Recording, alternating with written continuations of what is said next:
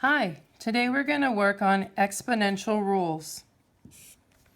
So again, while this particular handout doesn't have a place for it, let's put your name at the top so we can always keep yours for you.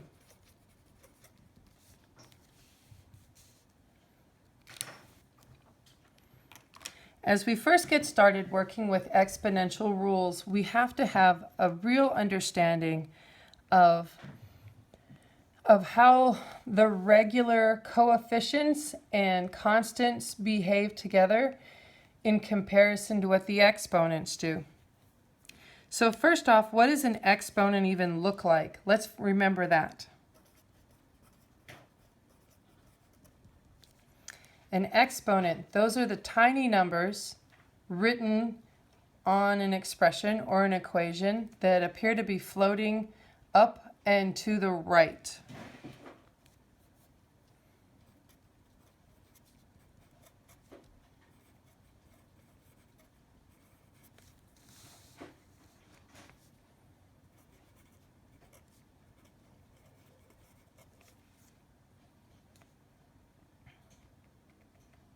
So for example, if I had x cubed, the 3 is the exponent.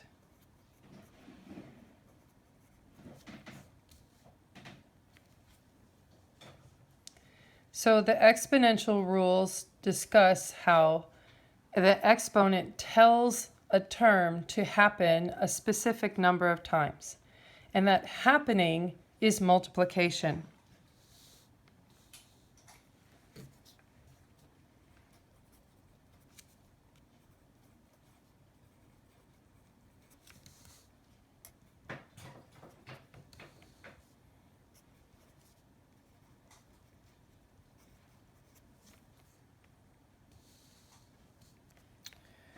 So 7x cubed is equivalent to 7 times x times x times x.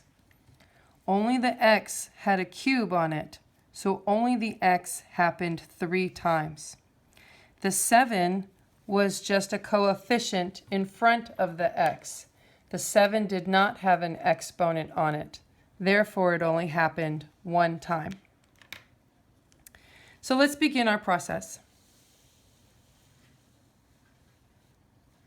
First, we start with adding and subtracting monomials.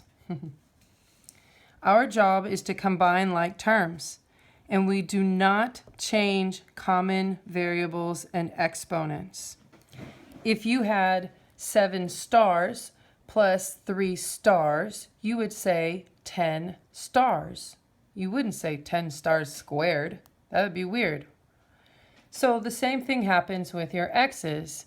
If I had 7x cubed plus 3x cubed, it's just 10x cubed. It's not 10x to the 6th. We just changed the coefficients when adding and subtracting. So example number 1, we have x squared y and we have x squared y again. So our variables and our exponents are exactly the same. That is required to add and subtract. And now we just combine the terms using the coefficients. 9 minus 10, oh, that's negative 1.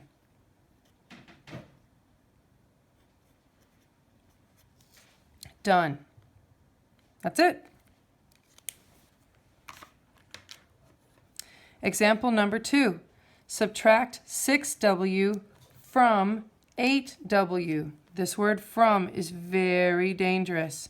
Your state tests love to try to trip you up with that word.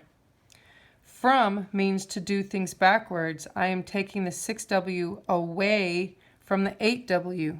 So this really is 8w minus 6w. The 6w is taken from the 8w. What do you get? Try it on your own. Great, 2w.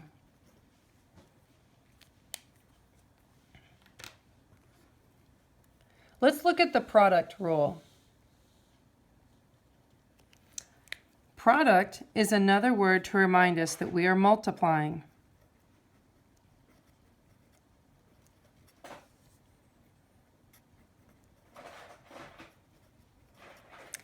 And specifically, when we work with exponents, we are multiplying the base. So x is my base. This x is my base. My exponents, when we multiply the bases, the exponents get added together. That's the rule. Let's go look at what an example would do. In my first example, I have h squared times h to the sixth. My bases are the same. So let's add the exponents together. Let's simplify this and clean it up. 2 plus 6, 8. And there's my final answer. Let's look at example 2. Example 2, the coefficients of -2 and 7 behave like normal. They still multiply together. So I have -2 times 7. Those are my coefficients. I have a squared times a cubed. So squared plus the cubed.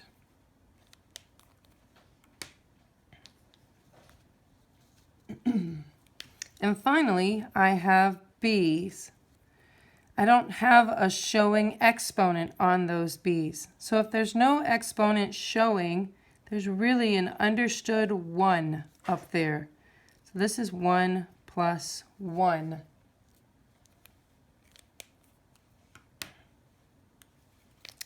All right, what's my final answer going to be? -2 times +7 is a -14. A to the 5th power, b to the 2nd power. And that is my final answer.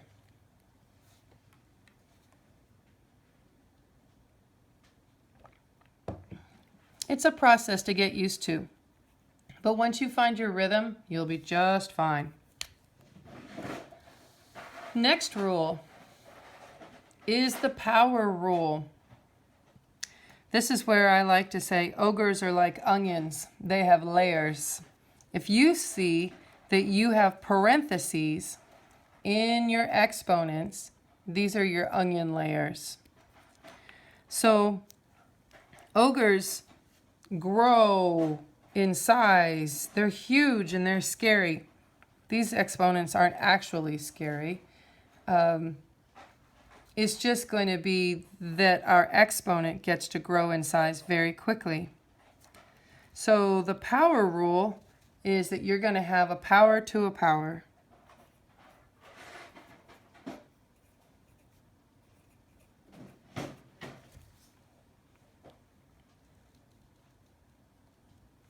And as a result, we have x to the a times b. Okay, let's go look at our first example. Oops. A times b.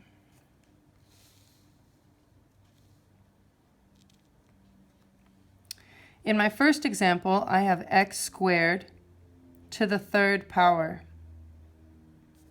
So, since this is power to a power, ogres are like onions, they have layers.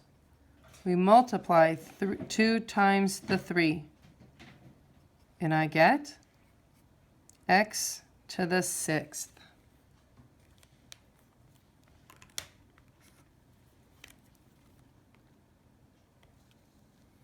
Let's try an example that's a little bit more involved. Here, I have a coefficient inside the parentheses. Whatever is inside the parentheses will get the use of the exponent that is outside of the parentheses. Let's check it out. -2 squared, and then m to the 5th squared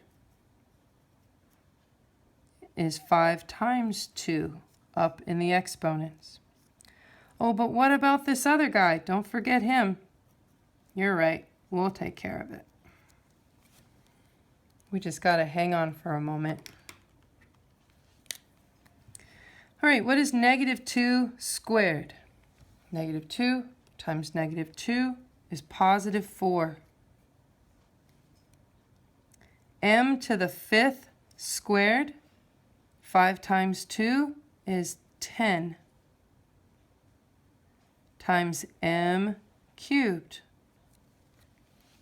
All right, this is now very much like our product rule right here.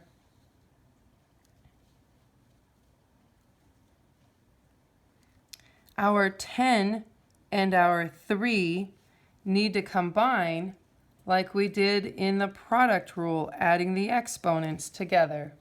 Let's see what that'll look like. Here's my coefficient of a 4, m to the 10 plus 3.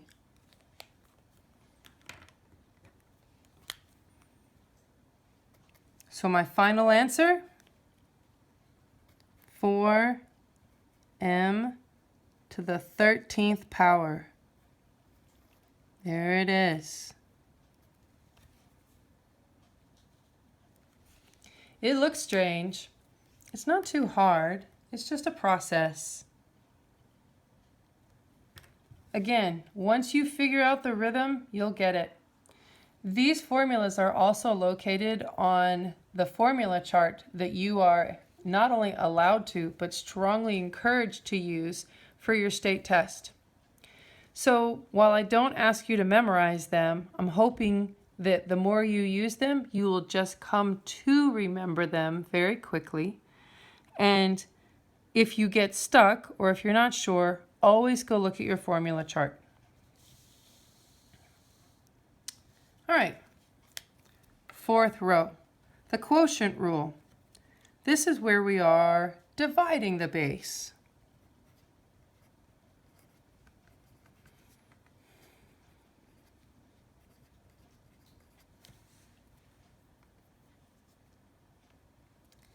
So multiplying and dividing are opposites. When we were multiplying the bases, we had to add the exponents together. So now that we are dividing the bases, we're going to do the opposite, which will be, you guessed it, subtracting the exponents. This could have also been written as x to the a divided by x to the b. It could have been written out horizontally.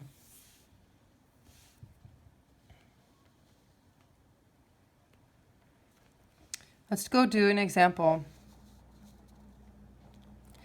Again, we have coefficients, and we treat those just like normal. So 27 and 42, what are those both divisible by? 2? No. 3? Yeah, they are both divisible by 3. Let's see. 27 divided by 3 is 9. 42 divided by 3 is 14. Great. And now we're going to use our quotient rule for our exponents. I have the same base of an x. My numerator x has an exponent of 5. My denominator x has an exponent of, it's not there. What is it? a 1 minus 1. Okay, so let's finish this off. 9/14 times x to the 4th power. There it is. Not so bad. Let's look at our second example. Y squared. Ooh, ogres are like onions. They have layers to the 2nd power and then divided by y to the 4th power. Let's see what that's going to do. So looking at your power rule, what do we do with these exponents of these 2's? That's right, we multiply them.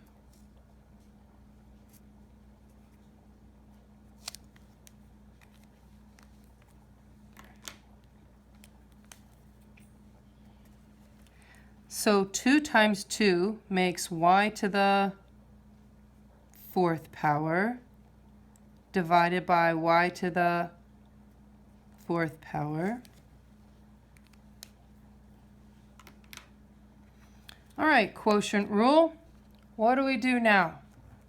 When the bases are the same, we are instructed to subtract. Subtract the exponents. Y to the 4th minus 4, which is y to the, what is 4 minus 4? 0.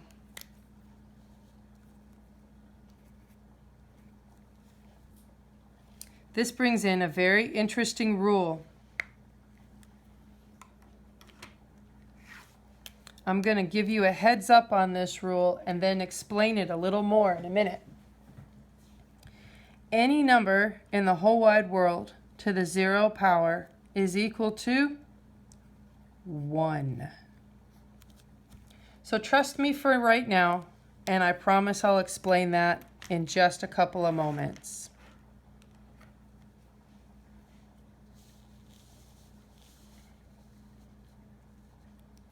Okay, the negative exponent rule. The negative exponent rule is discussing not the coefficient, not the base being a positive or negative, but it's looking at your exponent. It's a negative. What this does is it takes the reciprocal of the base.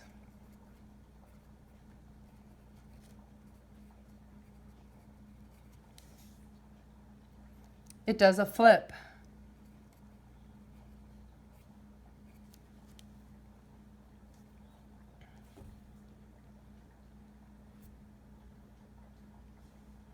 So that means that x to the negative a, the reciprocal of x.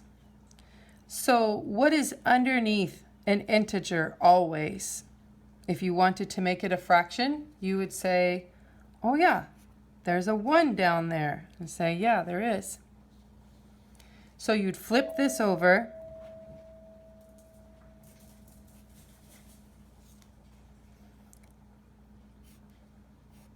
And this is now to a positive a. Or you could say it's 1 over x to the a power. So my base has not changed sign at all. It's just my exponent that's changed sign, and I have a new location for things to exist. Let's go do a couple of quick examples.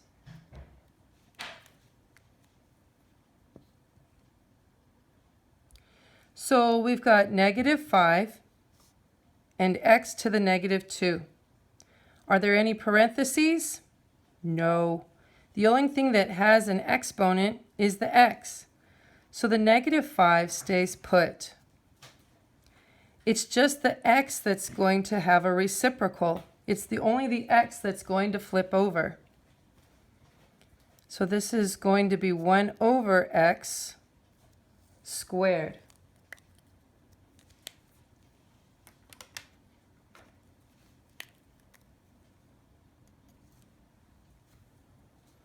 How to clean this up? -5 over x squared. Done.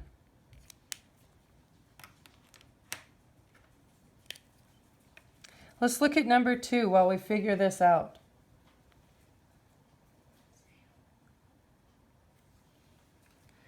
So 4 over 8 reduces to be 1/2. Let's use our quotient rule for my letter K. 2 and 5, 2 minus 5, we subtract the exponents.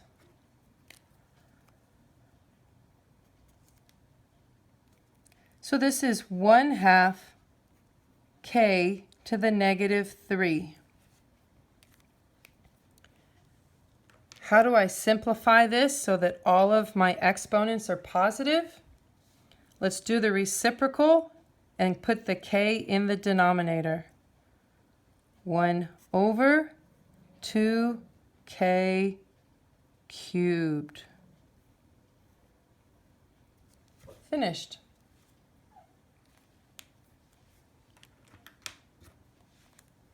All right, the last rule. It's my most favorite rule. It's the zero exponent rule. Any number in the whole wide world to the 0 power is always equal to 1 each and every time. Let's find out why this is. You remember from elementary school that 3 divided by 3 equals 1. They canceled out. And you learned in junior high that x divided by x is equal to 1. Those x's canceled out. So if I had x cubed divided by x cubed, we could stretch this out. We could expand it to say x times x times x divided by x times x times x. All of those x's cancel, leaving 1. Well, if we use our quotient rule, we see this is the same thing as x cubed minus the other 3, which is x to the 0, which we already said is equal to 1. Craziness, I know. So let's go look at our quick examples. Problem 1. Do I have parentheses? What has the exponent of a 0? Just the x. So it's just the x that turns into a value of 1. The 7 does not have that exponent, which means 7 times 1 is 7. Done. Done. That's it. Love that. Let's do number 2. W to the 4th squared. Ogres are like onions. What do we do with the exponents? Multiply them. That's right. Whoops.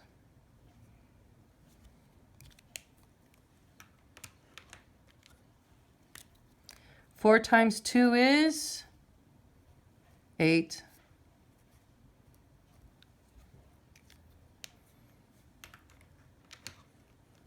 What does our quotient rule say to do? When you're dividing, what do you do with these exponents? You subtract them.